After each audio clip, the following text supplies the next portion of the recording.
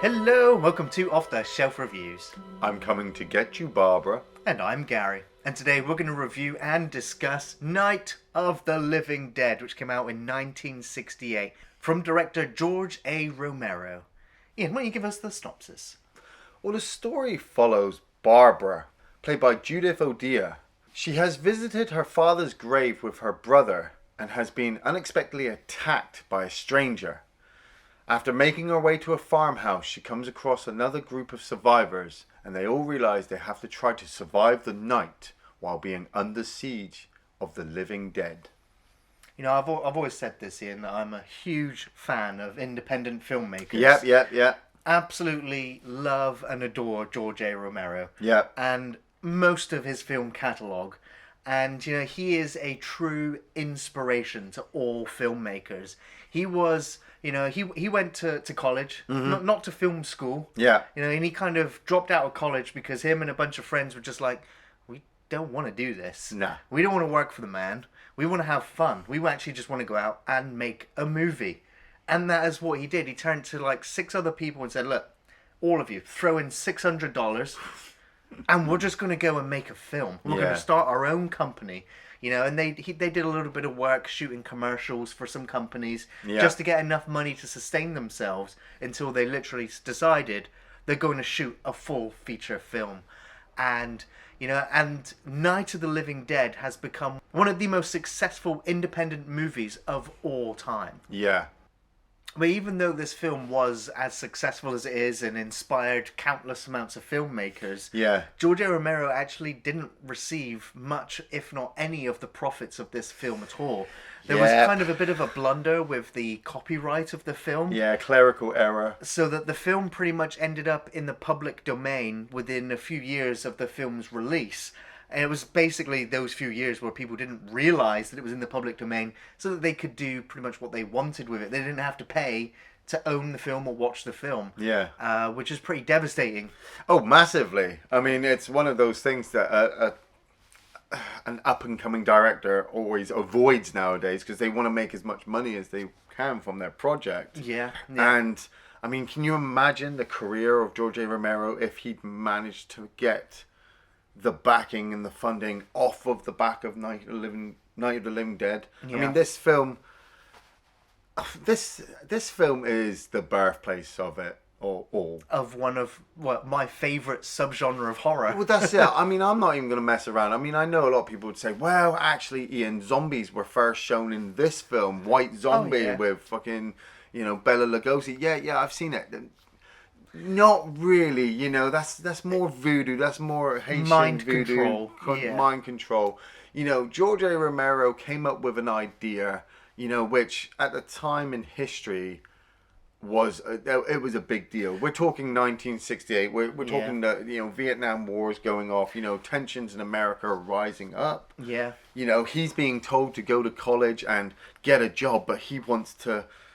He wants to stand out from everybody else, and he wants to do something. So making this idea, which it's always funny. He directed the film, but the story was actually written by John Russo and George A. Romero. They co-wrote the film together. You know, and so you're like, oh right, okay. So he came up with these first few ideas. You know, that George knew he wanted zombies, but he was just like, but what do? They just attack people. Yeah. And it was John Russo who went, well, how about the cannibals? Yeah, they eat the flesh of the living. Exactly, and then that come together, it just created one of the most iconic monsters in film. You know, you already had your classics. Yeah. Now you have zombies, and you know, it was something that Max Brooks said, is that the thing with zombies is that it's empowering for the viewer to kind of fantasize into that horror escapism, because, you know, vampires and werewolves are coming at you, or an alien, you're pretty fucked. Yeah. But when a zombie's coming at you, you're like, I can take one of them. Yeah, I can take one. And so you kind of feel empowered, like, I can actually fight back against these. Yeah. And so there's that kind of level of excitement to these films as well. But this is how this first one sets it off with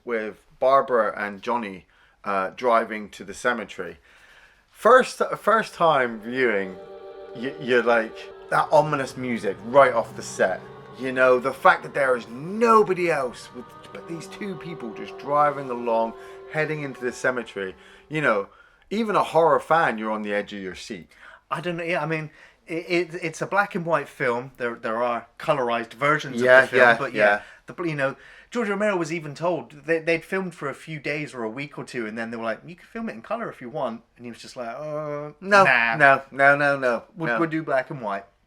And yeah, just the way that it almost feels like the camera's off kilter, but it's not. Yeah. It's the landscape. Yeah. It just feels uneven. Yeah. And they used stock music for the film, so making it cheap. But the music that they've chosen and selected is perfect. It also adds to that uneasiness. The film tells you it's almost a horror film just from the music. Yeah, but there's actually a couple of sequences where the music is so good setting up what's going on that in a couple of sequences I was sat there like, if you took the music out of this part, it would still be really tense, really tense, suspenseful, just by the imagery of what you're seeing. Yes, But like I said, Johnny and Barbara walk into the cemetery looking for their father's. I'm assuming their father. They don't actually say. No, they do. They do say the name because their mum has got them to travel this long distance, and part of me was just like, is it hammy acting for its time?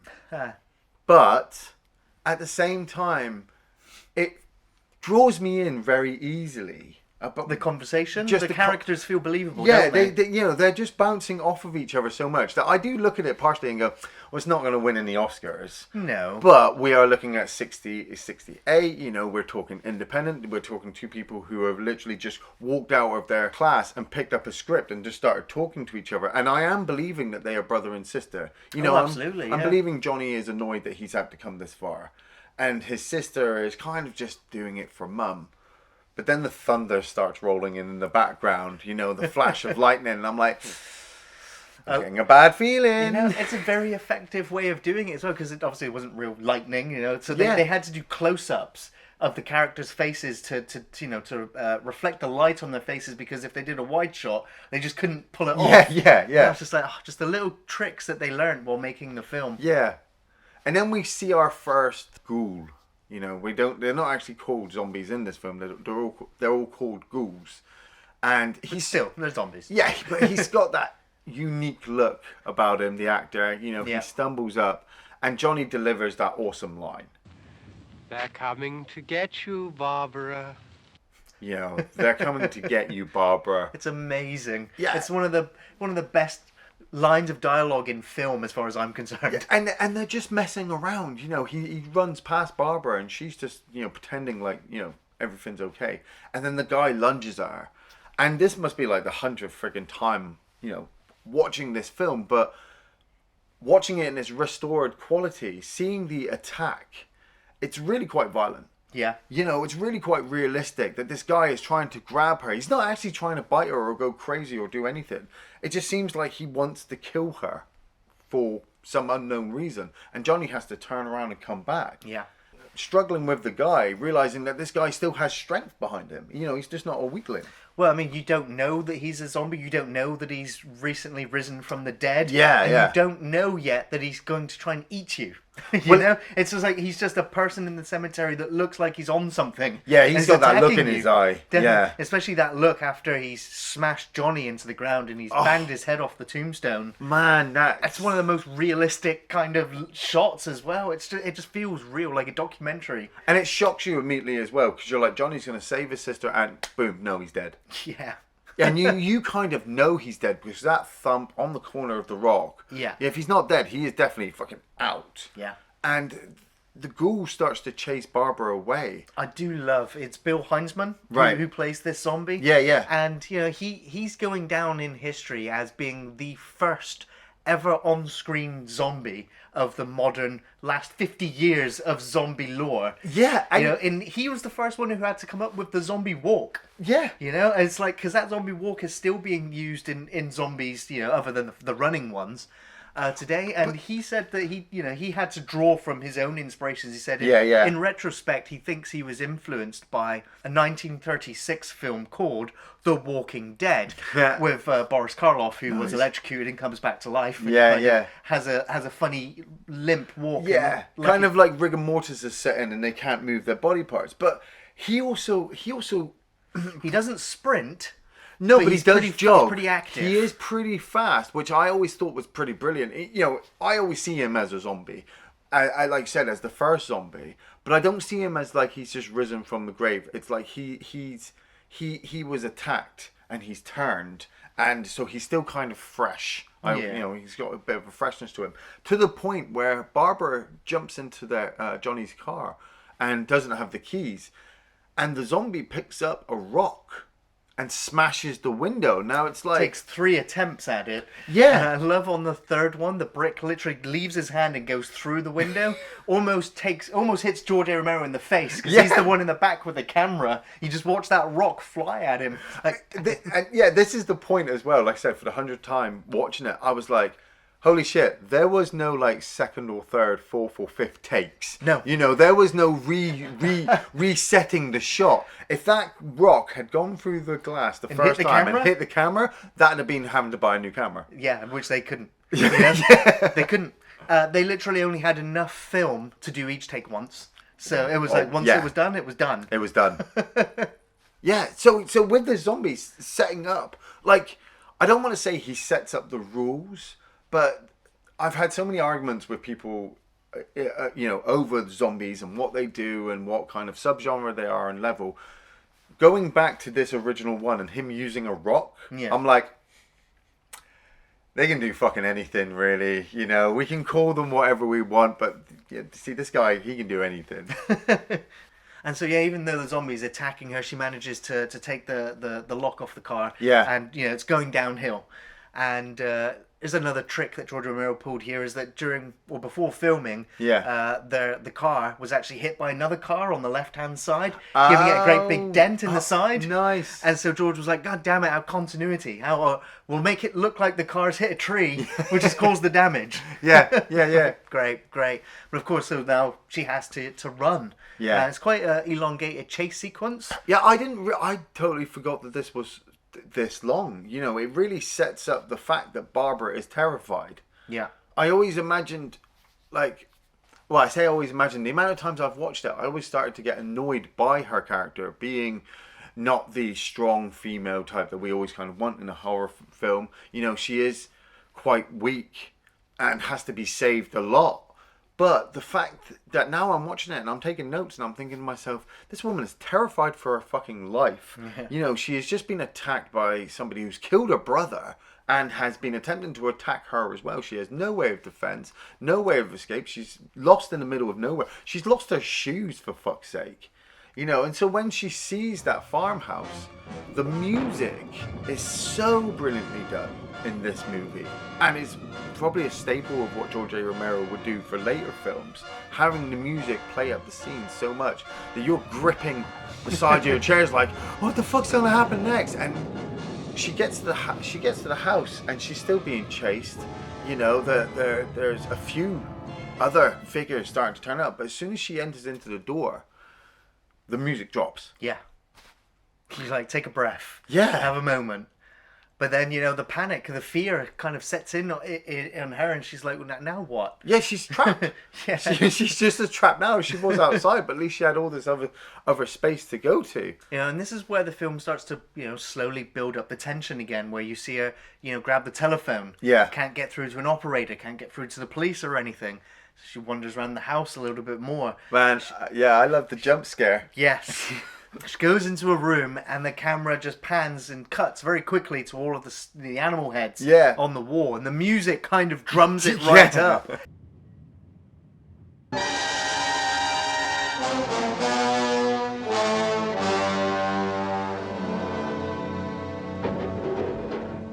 you're like, that's not really scary.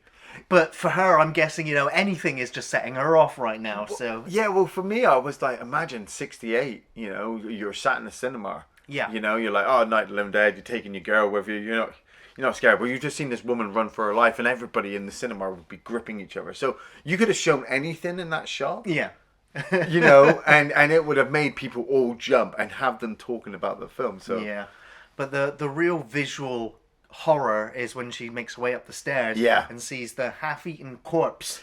I mean, you get to see the face. Yeah. The eyes are made out of ping pong balls, for heaven's sake. It was like whatever they could use to make it look effective. And in black and white, it actually looks pretty damn creepy. Later on, they tried to move the body And I actually Yeah. realized when I looked through the notes that one of the actresses that appears later on actually plays the corpse Yes. that they moved from They upstairs. wanted to use a mannequin, but they're like, it didn't move right. Yeah, So they had to yeah. use a real person. But yeah, the shot still shows the face, and you're like, oh. Yeah. You know, but there are quite a few little flaws like that in the film. Like But when she gets into the house, it almost becomes immediately nighttime.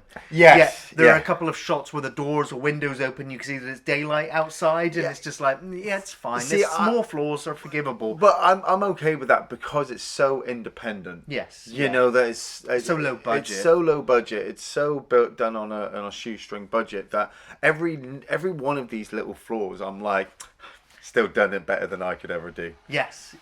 So after seeing the body, Barbara tries to escape outside and is immediately confronted by Ben, played by Duane Jones, who comes running in from his truck, and he's the hero, you know.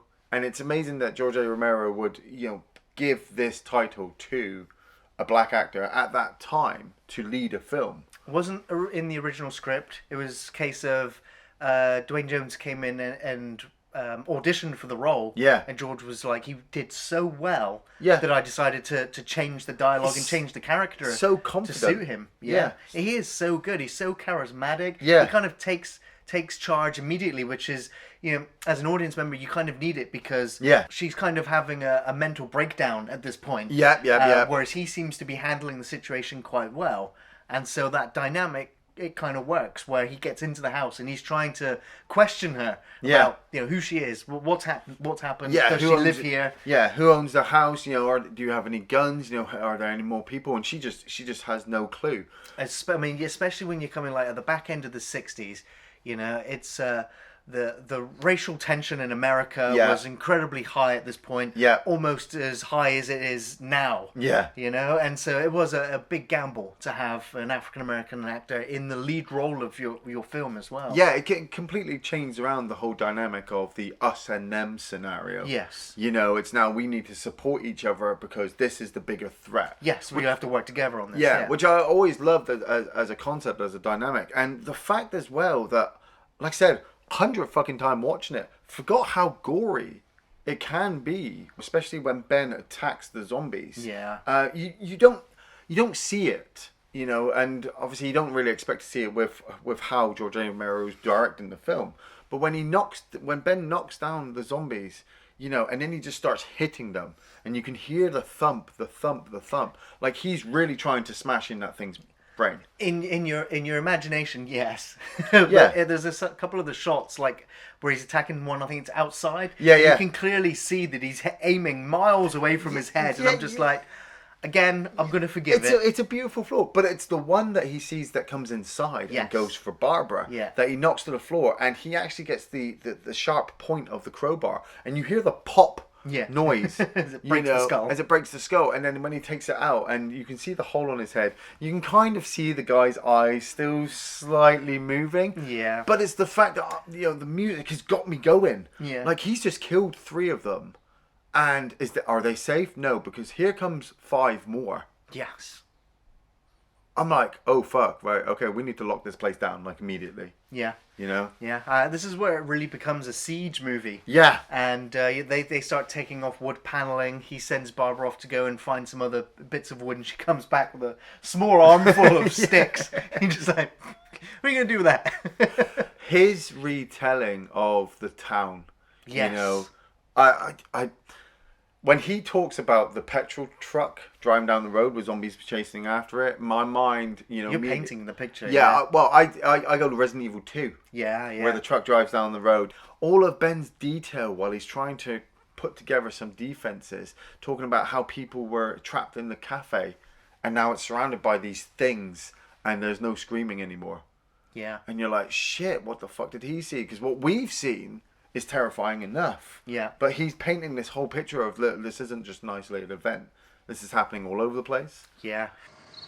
I looked back at the diner to see if there was anyone there who could help me. It was when I noticed that the entire place had been encircled. There wasn't a sign of life left except... By now there were no more screams. Yeah, and that in itself is quite scary because you don't need to see it. But the Yeah. way he delivers that story to you, you've seen it yourself. Yeah. And he's trying to get the story out of Barbara, and and she has to retell everything, unfortunately, that we have already seen in the film, which it does drag just a little bit, but it helps build these two characters up. Yeah, there was a few points where I felt like where it feels like filler in the film, because the film was so low budget, and they were just kind of trying to put this idea together. There's a few sequences like when they're watching TV or when they're listening to the radio, and the camera just focuses on the characters, and they're not doing anything. They're just still, but they're listening to this news reporter telling us what they should or shouldn't do in this situation, which I sit there and I'm like, I want more action, I suppose. Maybe I'm a kid of the 80s. I was going to say, because those sequences are some of my favourite scenes in the film, where everything's quiet and everyone's just listening into the radio. Because that's what I imagine would happen in reality, was that everyone would be waiting on the news to tell them where to go, what to do, what's going on. But it kind of drops out for me because I already know that there's maybe 15, 20 living dead zombies outside. And if there are, they should already be on the windows, banging on the wood, because they can hear the radio inside, they can see the lights are on, they can see people moving, so it would excite them. But Ben knew about fire. He knew that they were afraid of fire from the story he told earlier. Yeah, but so he sets that chair on fire and puts it outside. But that's like at one corner of the house. We've still got 3 other corners to defend. Yeah. And I'm not saying, like I said, mini flaws. I still love the radio moments because I'm listening to the radio host and I'm like, I want to hear more about what's going on. But reality, I'm just focused on Ben and Barbara, and for that moment, it seems like quite a long period. It is just them. Yeah. They are putting in lots of defenses. Until we see the emergence of Harry Cooper, played by Karl Hardman, and Tom, played by Keith Jane, a couple of survivors with their partners who have been hiding in the basement this whole time. Yeah. I love the. Straight away you kind of want to hate on him. For coming up, and and Ben's just like, look, you didn't hear all the noise we were making up here. You didn't come. You didn't come up and help. And he's like, oh, we couldn't hear nothing down there. And and he's like, but we heard the racket. It's like, so automatically you're kind of vilifying him for cowering down there and not coming up and helping our hero. That actor immediately has this look. Yes. And you immediately go, you're the bad guy because Ben's the good guy. Yeah, Ben's right. trying to help everybody. But I'm listening to Ben as well, and I'm like, actually, Ben, the basement is the better place. In a being an experienced zombie survivalist, this is undefendable. We need to get in the basement and lock the doors down and wait for them to all go away. But they don't know that they would go away after a while, exactly. even if they would. But still, there's far too many windows to defend. From this point of view, I'm always on Ben's side. Like, there are a lot of windows, but at least you've got somewhere to run to. You can run out of the house. If you're in the basement, there is no way out. Everybody should have a weapon at this point. They should all have sticks. They should all be able to defend themselves. But we are still, weirdly enough, in the realm of, everything's still going to be okay. Yeah. We've got Tom's girlfriend, Judy, played by Judith Ridley. I totally forgotten that they had a whole kind of love moment. Yeah. Where Tom and his girlfriend were off to go swimming, and then they popped into this house because there was trouble. They got locked in the basement with Mr. Cooper, and they really want to get back to their families, and they have this kind of quite close love moment. And where he says about her smile and how she's lost the smile, I'm like, that's really nice. Yeah. I really like that we have this love character, because with Harry and his wife, they barely can look at each other. Yeah. Their daughter Karen, who has been bitten, by one of these ghouls and is left in the basement on her own. Like I said, he's the bad guy. You kind of like his wife, but no, the daughter stays in the fucking basement. Well, at this point, zombies had never bitten anyone and turned them into zombies. I know, it's Beautiful. You know, because you feel immediately like you need to protect the daughter. Yes, yeah. You know, and you feel kind of protective of the mum because she's trying to protect the daughter. And they know that her condition's worsening, so they need help. Yeah. But they know that Barbara's car is too far away and has no keys. Yeah. But Ben's truck is right outside and is out of gas. Yes. And as Barbara was coming into the house, she saw sort of the pumps just round the corner. Yeah. They're like, we need to go there, but they're going to be locked. Yeah. So after a little bit of searching, they managed to find the keys and devise a plan. They're going to throw Molotovs from out the top window to distract the zombies. Then they're going to get in the truck, ride the truck around, gas it up, bring it back, fill them up, and head into town to go and find help. And it's a pretty good plan. Even Cooper is in on it. Yeah. You know, even though he needs to do it for his daughter. Yeah, so you kind of don't trust him. He's still protecting. He's up at the top and lobbing them out. Yeah. Ben's got his rifle. He's still unsure about the shooting in the head. Yeah. You know, he's still doing a couple of body shots, but they're using mainly the fire. Yeah. Judy kind of messes this up a bit because she decides to head off with them. Yes. And I suppose, I mean, like, we haven't brought it up, but in the remake, they kind of explain this, that she'll drive the truck. Yeah. While they're on the pumps. Where in this one, it's just like, oh, but She I doesn't love want to you. be away, yeah. Yeah, I love you, Tom. I want to be with you. And they bomb over to the gas pumps. But the key doesn't work for some reason. I don't know whether it's just panic or whether they're just trying to rush it. Yeah. But Ben does the most stupidest thing I think I've seen, where he just takes a gun to the gas pumps. Well, he's a pretty good shot. Yes, he is. But still, that's quite a risk. Yeah. It's when they actually pull the pump out and Tommy is just spraying petrol all over the place. That's like, hey, watch out for the flaming torch that we've got on the floor. And he jams it in the side of the truck and the truck sets on fire. And you're just like, how has this completely gone tits up? Yeah. Like I know things were tense and there's a lot of these zombies wandering around. But fuck me. Fuck me, this has gone completely tits up. The truck pulls away. Tom tries to jump out. And Judy's like, my belt's stuck. I'm like, oh, not now. Come on.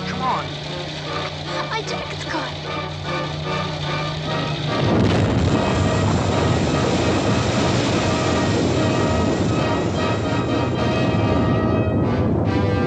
Yeah, Ben's just stood there like, Fuck. And Cooper, you know, like we said, Cooper seems like a bit of a villain. The tensions have risen with him and Ben. They both want to be right. They both want to be in charge.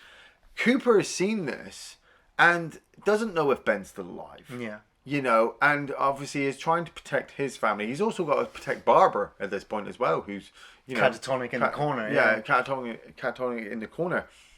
And so when Ben comes back, fights his way back to the house and tries to break through the door, you know, he's shouting to Cooper to let him in. And Cooper's just like, Can't risk it. can't risk it. And when he boots in the door, Ben shoots him that look, like, I'm going to kill you for leaving me out there. And I'm like, whoa, Ben. I mean, whoa, like... Well, yeah, I mean, as an audience, I'm kind of right there with him. Like, he's our hero still. But why go back? Like, I know it's plot, but... It's the middle of the night. Theoretical, like, he's got a gun. Yeah. He knows the zombies are scared of fire. Like, they are more attracted to the house than him. He could have just gone at this point and just made his way down the road. He's probably got more chance of a survival heading down the road than he has of going back into a house which is surrounded by 50 odd undead corpses. Yeah. You know, but he's got to have his final confrontation with Cooper.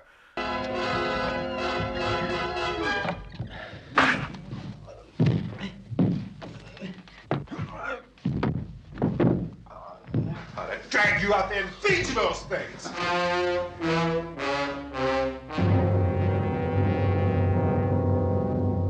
So now that the truck's exploded, we get the gore, the horror. Yeah. As we realise that these zombies are eating the flesh of these dead people. Yeah. You know, and it's an assortment of different meats covered in chocolate syrupy sauce that these extras are kind of devouring. You know, even George Romero at the time was just like, I can't believe they just tore into that stuff. Yeah, I love the ones that are eating like the little worms and little bugs Yeah. that they find. You know, so they crave living flesh of any sort. You're like, fucking But what I yeah. also think is quite funny is that 1968 when the film came out, Yeah. this was 1 month before the Motion Picture Association of America came out, Yeah. which age certificates films. Yeah. So this film came out, no PG, no R You're rating. taking your kids you to know, it. so kids can literally just walk in and watch Night of the Living Dead, and they were traumatized, terrified, because Nightmares. yes, yeah. I just think that's hilarious. It's brilliant the fact that leading up to that point you had like giant spiders and UFOs coming down and It was ray kind of guns, gimmicky, kind of fun horror. Yeah, that's it. It was fun horror, and yet at this point somebody went, "Hey, I'm going to take my 3 kids to go see Night of the Living Dead. It's got zombies in it. It's going to be fun." And then coming out like, aim for the fucking head. Right. Aim for the fucking head There's every something time. I do want to bring up with this film as well, is that I can't confirm it, Right. but this, I believe, is the first American feature film Right. to use squibs Yeah. for gunshots. Yeah, I noticed that when Ben shot a couple of zombies and you Yeah. saw the red pop up, and I'm like, that's Yeah. a squib. It was they hired a guy who was proficient at fireworks, Yeah, and yeah. he just kind of devised his own kind of plan as to how to do it, and then we have squibs in film. Yeah, just pop in the bag. Squibs had existed since the 50s. There's a Polish film Yeah. in the 50s that was the first ever film to use a squib, but I think Night of the Living Dead is the first American one. I haven't seen a film that predates this one in America. Well, yeah, I can't think of any westerns that before No. this would have been using too many of them. But No. but Ben has made it back to the house and he's garnering more information from the TV. We've been listening to the news reporter giving us all this information. I love that. They go to Washington, Yeah. and you've got the military guy and the scientist come out, and the reporter's just like, "Is it the satellite that NASA destroyed that was returning from Venus?" Yeah, all the radiation from that, and they're all looking at each other like, It might have been. We don't know. Don't think so. It could be an alien invasion. I like the fact that it's loose. Yes. It's a loose theory. It could be anything. It could, yeah. They're just be- speculating. It's Yeah. just like, well, what was it? We're still trying to contain it at the moment, and and that's what works with this film, the original one, where everything just seems still kind of normal. Kind of. Yeah, well, for people at Washington, for people at the news station, everybody's still kind of going about their day. Especially like when you see the sheriff and his posse just going around. There's like 50 guys all armed with guns, just fucking. Oh yeah, there's a group of them over there. We'll just blast them. Yeah. But you've got these people, these 3 or 4 people now trapped in a house surrounded by loads of them. Yeah. That you're like, yeah, they're like a swarm of piranhas. Swarm of locusts. When they get into a small horde, not all your guns aren't going to stop them. No. They're just going to fall onto you. While they're watching the TV, though, the power gets cut out. And immediately I just heard Hudson in my head. Like, how they cut the power, man? They're animals. But Cooper explains that, the electricity must be completely down. Yeah. This is now going wide scale. It just... You'd already seen kind of the violent aspect of them trying to put their hands through the boards earlier on. Yeah. But now there's a load of them all attacking all the different windows. And it's the point where I'm like, told you, Ben. Told you this was... Not the best idea. Yeah, and where's Ben want to go? Well, now he wants to go down into the basement. But Cooper needs the gun. He wants to take control. Him and Ben fight over it. Yeah. And Ben just actually takes the time just to shoot him in the gut. I know, first time watching this film, I kind of cheered. I'm just like, yeah, like, thank God for that. Like, get rid of this monster in the house. Yeah. It is that kind of moment, isn't it? Where you're like, who are the real monsters? The things outside actually are the monsters, but this guy's willing on killing people to protect himself, to protect his family. Yeah. I just think, some of the acting in the film is up and down, but he delivers being an asshole really well. Yeah. So you kind of like don't feel bad for him. Well, I get upset for the mum, but Yes. just before she gets taken away, Cooper has taken the bullet to the gut, stumbles downstairs and falls in front of his daughter, who appears to be dead on the table. And his wife Helen, she was screaming to him to help her because she's trying to hold back a door full of zombies. And Barbara at this point, like I said, I always remembered Barbara being the weak female kind of catatonic crazy lady. Yeah. But she finally gets it together at the end and rushes to help Helen. Yeah. I just think it was great because you don't see that. You don't see the psychological damage done to characters in horror movies like you would in reality. Yeah, yeah. And so Barbara's kind of transition through the film is wonderful to watch. Yeah, yeah. And the fact that she does get her shit together and go and help, only to be undone. Yeah. By the fact that her brother is and the zombie from the cemetery is also at the door. Yeah. It kind of puts her into shock again. And then her brother just kind of takes her out Yeah, of the and house. She she's disappears devoured. under a sea of zombies. It's fucking brilliant to watch. Yeah. You know, the fact that you have now fully established that he's back. I love that gloved hand Yeah, on the door. side of the door. And the blood dripping down his Yes. face. Like I suffered a head wound, but not a bad enough one. It would kill me as a zombie. Right. You right. know, it brought me back. There is one small kind of plot hole in the film, is the Yeah. fact that there was a zombie upstairs that they dragged off that never turned. Or a body that never turned. That was a body. But I have to imagine that it must have taken head damage or something. Well, that's the face that we saw at the beginning that Barbara had Yeah. seen, and the face that you look at, like I said, looks so damaged. Well, it looked like it'd been bitten. The flesh had been bitten off. Yeah, that but- when they move the human actor, Yeah. you're like, oh, there's no damage there. But I always go, no, that thing was fully damaged. Yeah. The zombie upstairs actually. You don't like Ben moves the body just as Cooper comes up the stairs, so there is like maybe a little time that you might have popped it. Yeah, maybe. Yeah. But Helen rushes downstairs into the basement, and she's confronted by the vision of her daughter feasting on the remains of her husband. Now, the daughter attacking the mum with the trowel, I think it is. Yeah. I don't know tools, but yeah, I think it's a trowel, and just stabbing her to death.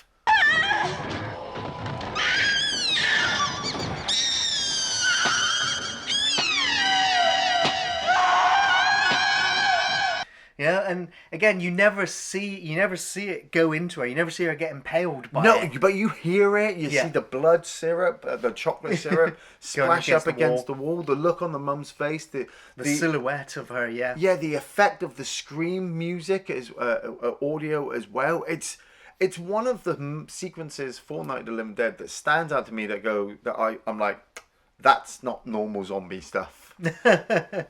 No. You know, but I'm willing on accepting it. Yes. You know, because this girl was fresh. She's probably upset against her mum. Maybe her mum pissed her off or something. Maybe she loved her mum so much she wanted her to come back.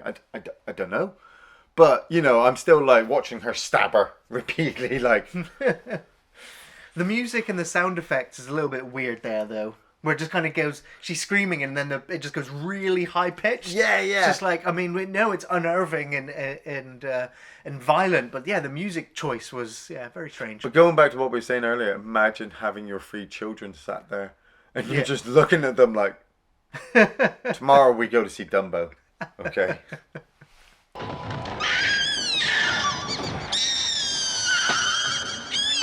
Ben decides at this point as well that there's no other place to rush to other than the basement. The place is completely swarmed with zombies. He locks himself in there, gets downstairs, and is confronted by these 2 dead bodies. And as his last act, with that weird kind of music playing on in the background and the noises coming from upstairs, he shoots Cooper. Well, he shoots Cooper like 3 times. Yeah. Which I think is a bit harsh. And then, we see Helen move. Yeah. Even though we didn't think she would actually move, and he nails her. I love the fact that he didn't kill the daughter. Right. Like he just kind of throws the daughter aside. Oh, yeah. He still didn't want to shoot a child.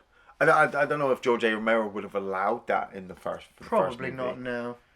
But the film just kind of fades away, and we wake up the next morning Yeah. with the sheriff and his posse just moving around trying to clear out the last of the dead. Yeah, they're like, oh, there's a house over there. We need to go and make sure it's cleared out.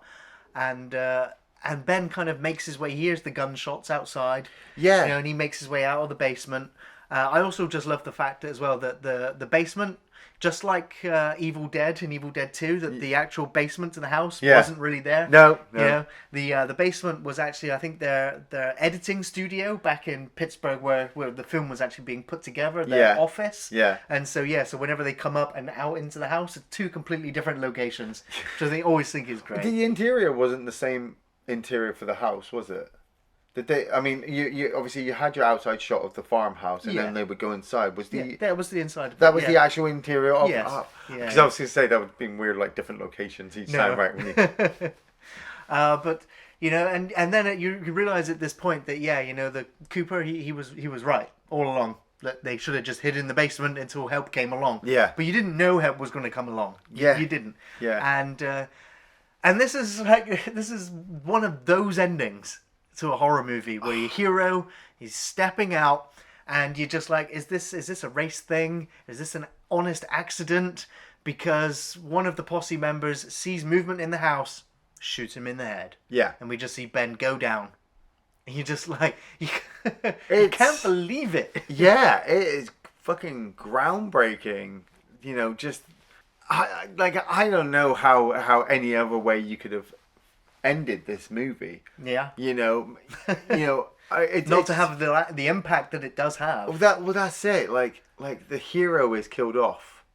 But weird thing is, at the end of this movie, for like the 100th time, I was actually thinking to myself, were all of them the main characters? None singular was a main character. Like we started with Barbara. Yeah. But she's dead. Yeah. We had Ben, and now he's fucking dead. I always remember Night of the Living Dead as Ben's film. For me, he was always the hero.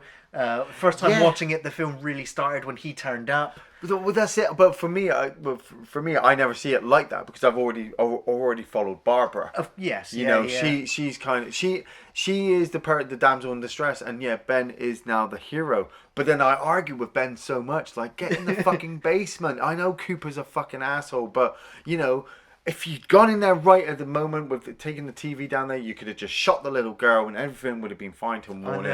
You could have all come out and everybody would have been happy. But it just doesn't have that same impact. And the fact that the film doesn't end there. No, you get a montage of still images. Yeah. Where you see the hooks that they use to hook the bodies and drag them, chuck them on the fire. Yeah, and you see Ben laying there next to the cemetery zombies in the fire there. Yeah. Yeah, and just like, wow. So, I mean, the film kind of has, in terms of the world being overrun by zombies, you're kind of left feeling like these posses around the world are going to mop up these zombies. Nope. I got a sense, you get a sense of that from the first film because they're winning. Like, the zombies are all dead at the end of this film that were on screen. No, I don't see them as winning. I just see this as like a little hunt. But,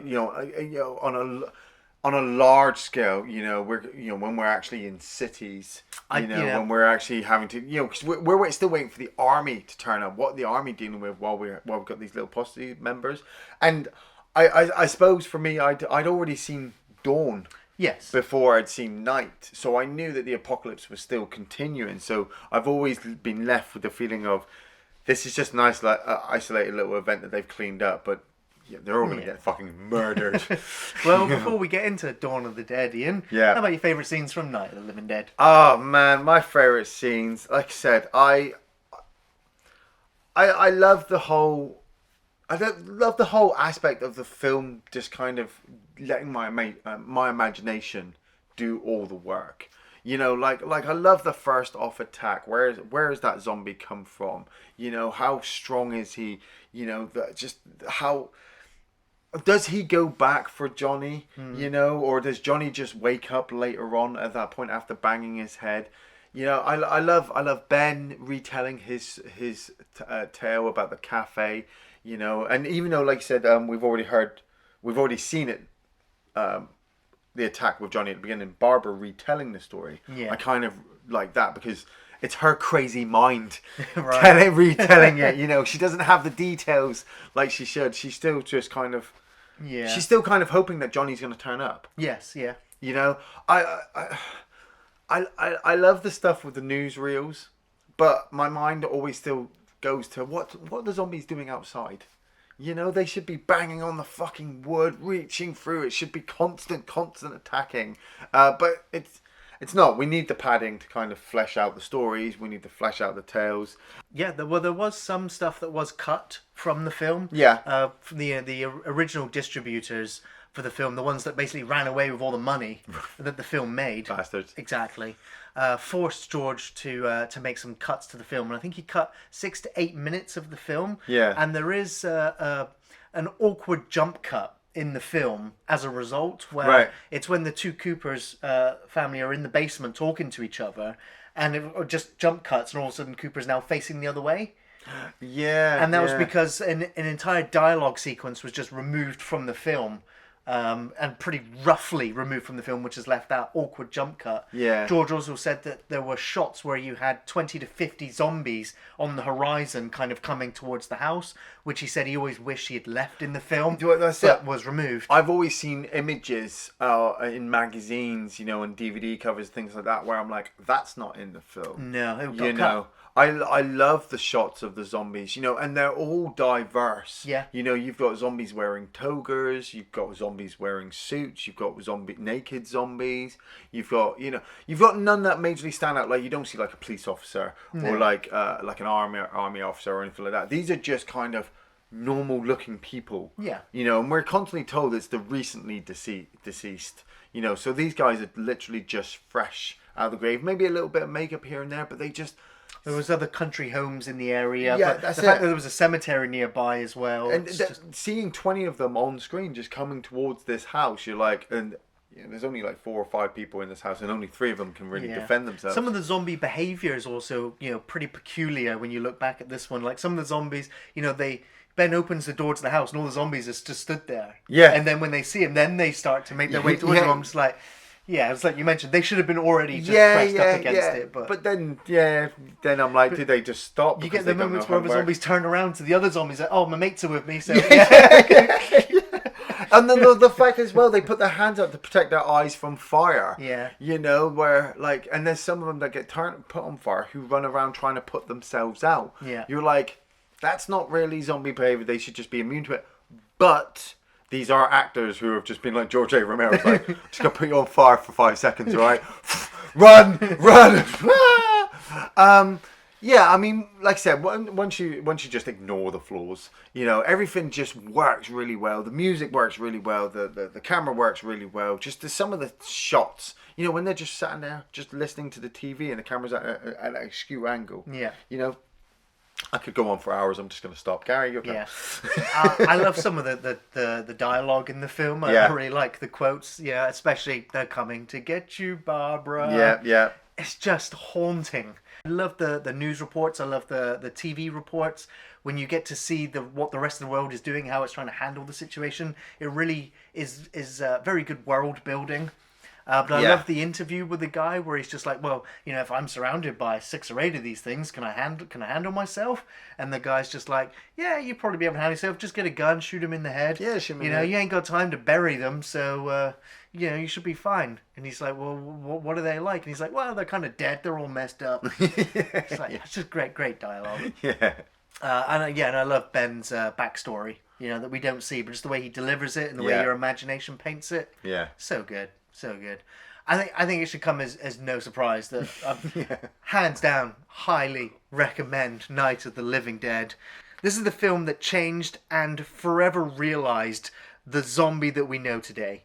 It's arguably the most iconic film within the genre, and it is a cinematic masterpiece. It's a very harrowing and effective siege movie with memorable performances by a pretty much unknown cast.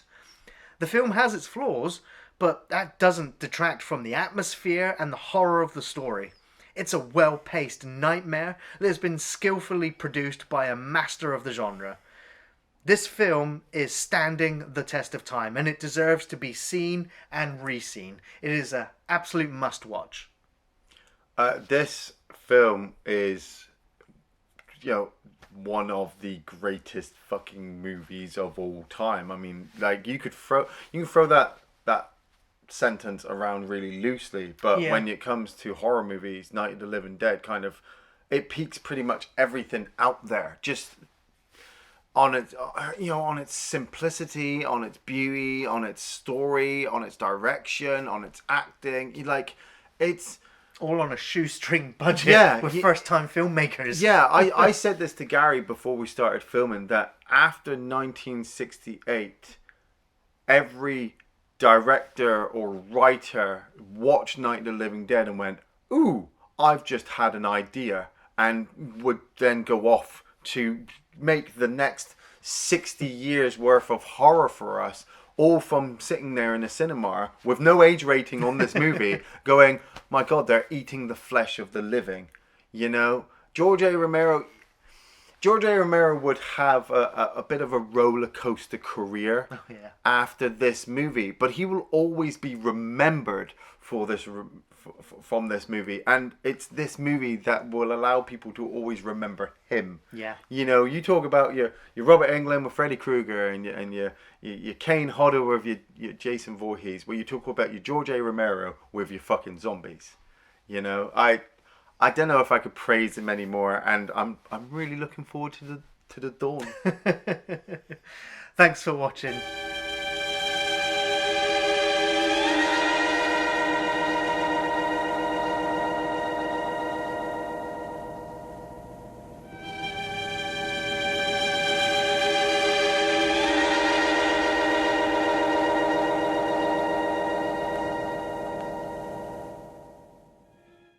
They're coming to get you, Barbara.